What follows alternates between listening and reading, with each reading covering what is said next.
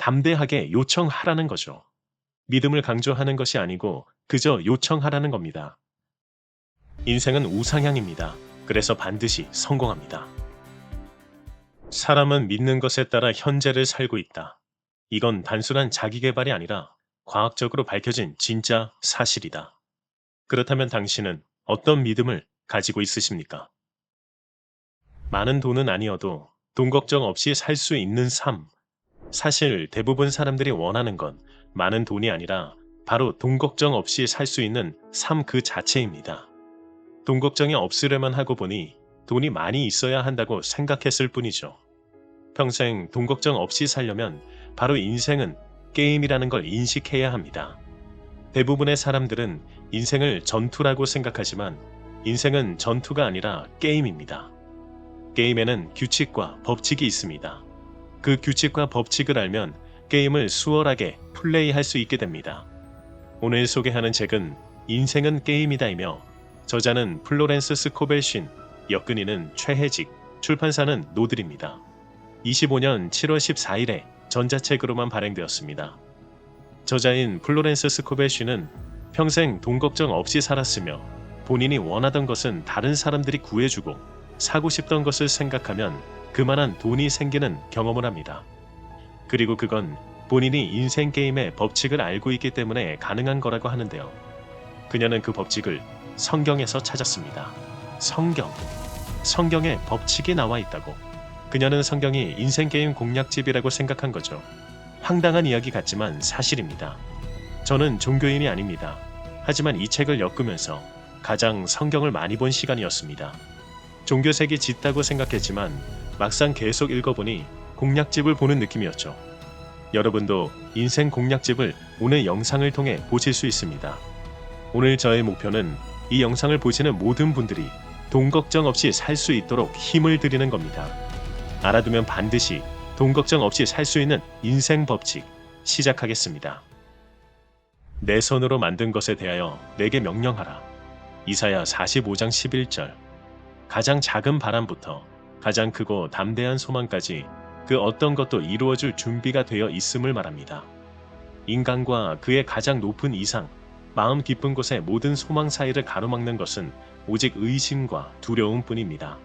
만약 우리가 걱정 없이 소원할 수 있다면 그 소망은 즉시 현실이 될 것입니다. 말로 표현했든 아니든 모든 욕망은 곧 요청이 됩니다. 소망했던 일이 아무런 예고 없이 실현되고 나면 깜짝 놀라곤 하죠. 그러나 그건 우연이 아니라 우리가 이미 하늘의 명령을, 즉 요청을 보낸 것입니다.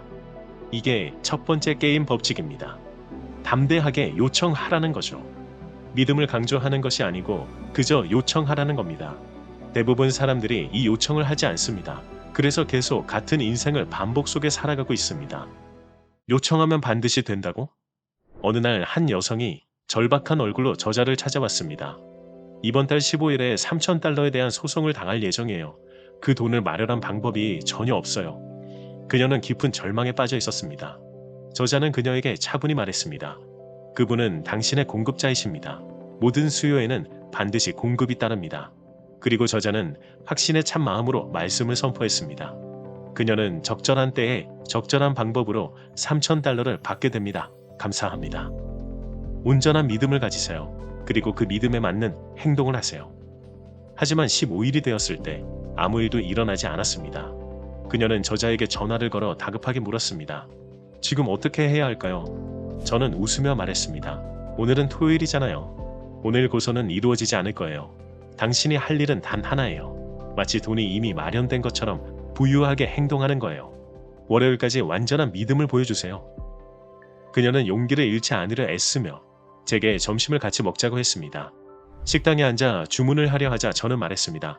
지금은 절약할 때가 아니에요. 비싼 점심을 주문하세요.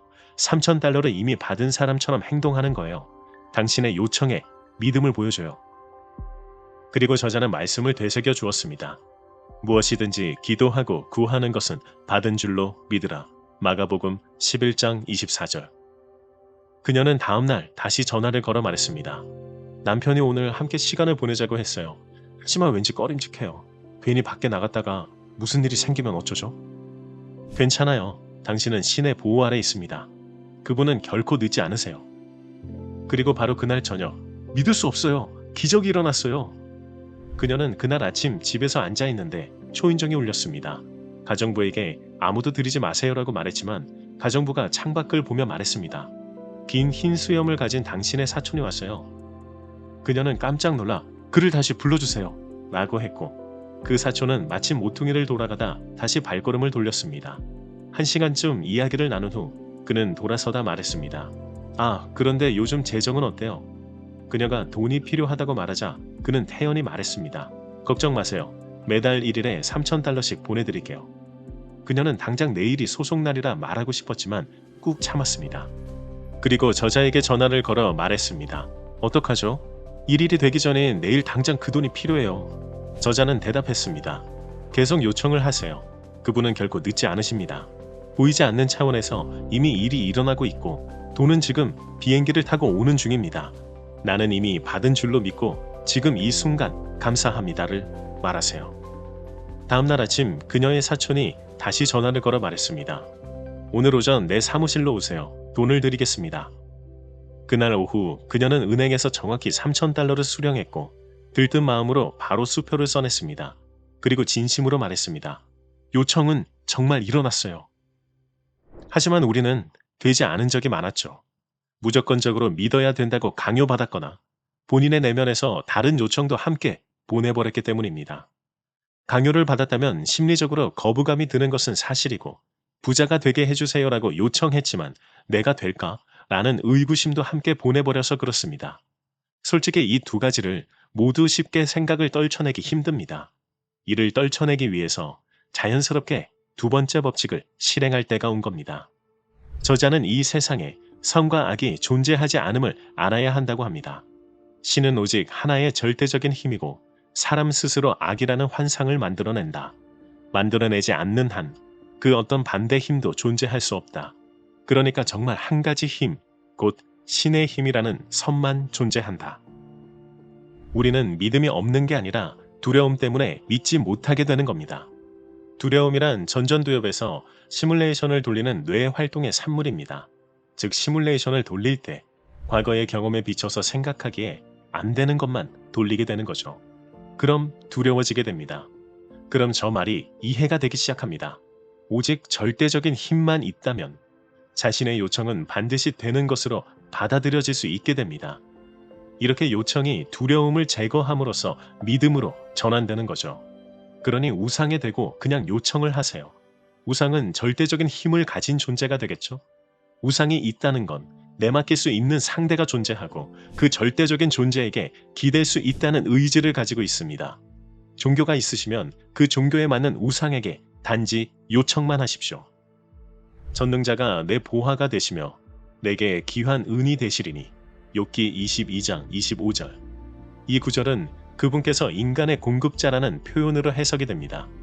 유일한 공급자인 절대적인 힘만 존재하니 다시 강조하지만 그냥 요청만 하세요. 하지만 어찌하여 무서워하느냐 믿음이 작은 자들아. 마태복음 8장 26절. 두려움을 없앤다는 게 말처럼 쉬운 일이 아닙니다. 그렇다면 두려움을 없애기 위해 좋은 이야기를 항상 들려주는 숨겨진 조력자가 있다면 어떨까요?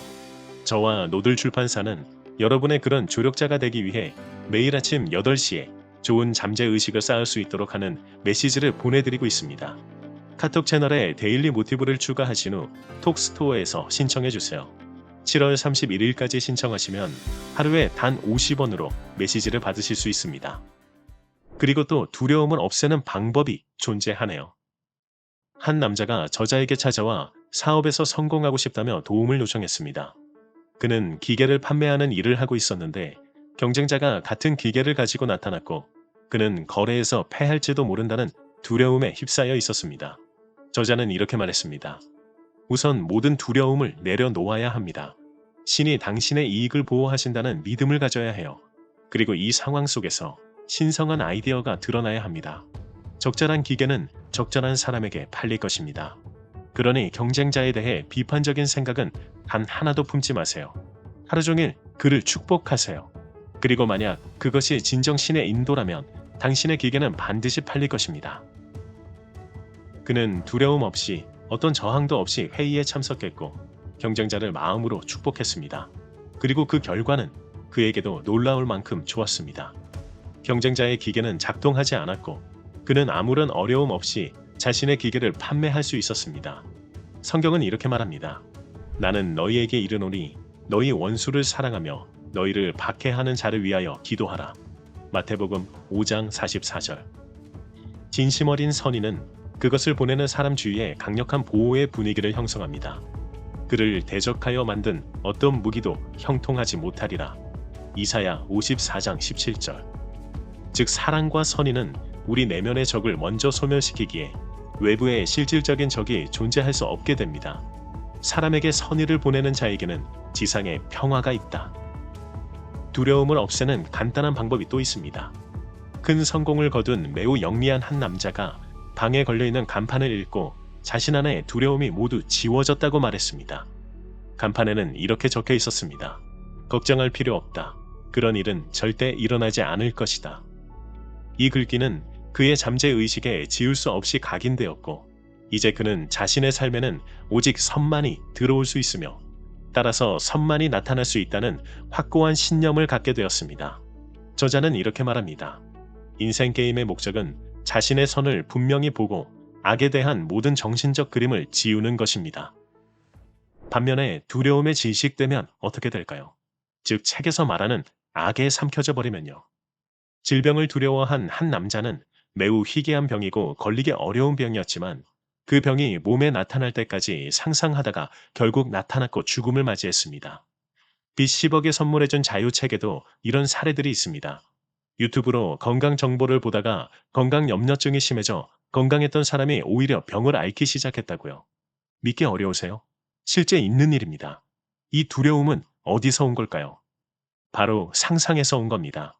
앞서 말씀드렸듯이 전전두엽에서 시뮬레이션을 돌릴 때 하는 바로 그 상상입니다. 플로렌스는 이 부분도 성경 속에서 답을 찾았습니다. 모든 지킬 만한 것 중에 네 마음을 지키라. 잠언 4장 23절. 잠언은 구약 성경 중에서 세 가지 대표 문학 중 하나로 솔로몬 왕의 이름으로 전해집니다.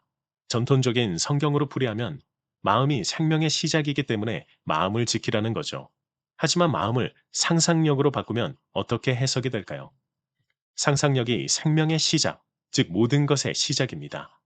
상상력이란 몸까지도 질병에 걸리게 할 수 있는 가장 강력한 우리의 무기입니다. 하지만 이 상상력을 활용하기 위해선 게임 법칙을 따라야 합니다. 바로 자기 자신을 아는 것입니다. 너 자신을 알라. 소크라테스의 명언이죠. 하지만 소크라테스도 인용한 겁니다. 사실은 델포이 신전에 적혀 있던 거죠. 즉 상상력을 이로운 대로 펼치려면 자기 자신을 아는 것이 필수입니다. 하지만 이것도 알기가 매우 힘듭니다. 그나마 쉽게 찾을 수 있는 방법은 좋아하는 것보단 싫어하는 것을 하지 않는 방법을 찾는 것입니다. 싫어하는 것을 적고 하지 않는 방법을 적으면서 자신이 뭘 하면 좋을지 찾는 거죠. 그렇게 자신을 알아가는 겁니다. 그리고 책에는 이를 위해 마음에 대해서 알아야 한다고 말해주고 있습니다. 그냥 이롭게 상상하면 되는 거 아닌가요? 그렇게 생각할 수 있지만 자기 자신을 돌이켜봤을 때 정말 이롭게만 상상하셨습니까? 온갖 안 되는 것만 상상하진 않으셨나요? 왜 우리는 안 되는 것만 상상을 하는 것일까요? 평생 돈 걱정 없이 살 수 있었고 원하는 것은 남이 구해주기까지 하던 오늘의 저자는 마음에 대해서 알아야 한다며 이렇게 말합니다. 마음에는 세 가지 구성이 있는데 잠재의식, 의식, 초의식 이렇게 세 가지가 있습니다. 또 잠재의식 같은 뻔한 소리 하려고 한다고요? 그러지 마시고 한번 들어보세요. 왜냐하면 이 기초를 떠올리지 못해서 계속 반복적인 삶을 사니까요. 저자의 말을 빌려 짧게 정의하면 잠재의식은 방향성이 없는 힘, 의식은 육체적 마음, 초의식은 신의 마음입니다. 즉 초의식에는 사람마다 각기 다른 신의 설계가 있다는 거죠. 저자는 이렇게 말합니다. 당신이 채워야 하고 다른 사람이 채울 수 없는 자리, 당신이 해야 하고 다른 사람이 할 수 없는 일이 있습니다. 초의식에는 이에 대한 완벽한 그림이 있습니다. 그것은 보통 달성할 수 없는 이상, 즉 현실이 되기에는 너무 좋은 것으로 의식에 스쳐 지나갑니다. 사실 그것은 인간의 내면에 있는 무한한 지성으로부터 번뜩이는 인간의 진정한 운명 또는 목적지가 됩니다. 그러나 많은 사람들이 자신의 진정한 운명에 대해 무지한 채 자신에게 속하지 않은 일과 상황을 위해 노력하고 있으며 달성하더라도 실패와 불만족을 가져올 뿐입니다. 그래서 저자는 상상력을 사용하려면 초의식에 있는 자신의 설계를 알아야 한다는 겁니다. 하지만 설계를 아는 것이 인생에서 제일 고난이도입니다. 자신이 처한 환경과 굴레에서 벗어나기 힘드니까요. 거기다 이미 모른 채 태어났죠. 하지만 인생은 그걸 알아가는 것이 목표가 될지도 모릅니다. 바라는 대로 이루어진다의 저자이자 타임즈 선정 영향력 있는 백인인 디펙 초프라는 이렇게 말했죠. 자신에게는 3가지 원형이 있다고요. 한 가지도 찾지 못하면 실패와 불만족이 생기는 것이고, 성공과 만족에 있는 삶이라면 누구인지 모를 뿐이지 찾은 것입니다. 하지만 자신의 원형대로 행동하지 않게 되면 바로 어긋나 버리겠죠. 그래서 인생의 목표가 그 원형을 찾아가는 것일지 모릅니다. 지금까지 정리하면 요청만 하면 되는데, 요청을 위해선 두려움을 제거해야 하고, 두려움을 제거하기 위해선 상상을 잘 해야 하고, 상상을 잘하기 위해선 자신을 알아야 하는 것을 알게 되었습니다. 하지만 이것만으론 아직 부족할지 모릅니다. 인생 게임에는 아직 보이지 않는 법칙들이 존재하기 때문이죠. 남은 법칙을 우리 삶에 적용하게 되면 우리도 비로소 돈 걱정 없이 살 수 있는 현실을 살게 될 겁니다. 그건 어려운 일이 아닙니다.